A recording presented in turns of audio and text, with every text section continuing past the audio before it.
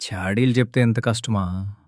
రెండో శతాబ్దంలో ఒక యవ్వనస్తుడు ఒక పాస్టర్ గారి దగ్గరకొచ్చి, అయ్యా, నాకు తెలిసిన ఒక వ్యక్తిని గురించి మరి ఒక వ్యక్తి దగ్గర చాడీలు చెప్పాను. ఆ తప్పును ఎలా సరిచేసుకోమంటారు? దయచేసి చెప్పండి అన్నాడు. ఆ పాస్టర్ గారు, నీవు నివాసముంటున్న మీ కాలనీలోని ప్రతి ఇంటి గుమ్మపు ద్వారముల దగ్గర ఒక్కొక్క ఈకను ఉంచిరా అని సలహా ఇచ్చాను. ఆ యవ్వనుడు అలాగే చేసి వచ్చాడు. మరలా పాస్టర్ గారు, ఎక్కడెక్కడైతే ఈకలను ఉంచినావో వాటినన్నింటినీ తిరిగి ప్రోగు చేసుకురా అన్నాడు.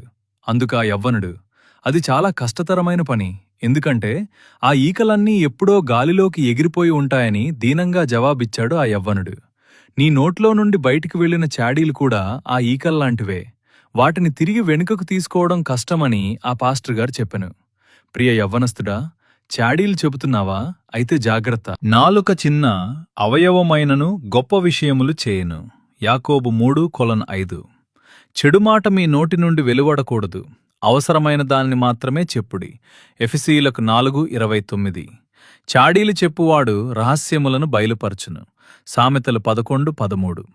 కాబట్టి మాట్లాడే ముందు ఆలోచించు. నీవు చెప్పేది ప్రేమను పెంచుతుందా లేక గాయపరుస్తుందా?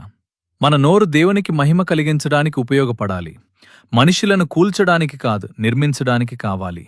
ప్రభువా, నా నోటిని కాపాడుము, నా మాటలు నీకు ఇష్టమైనవిగా ఉండునుగాక.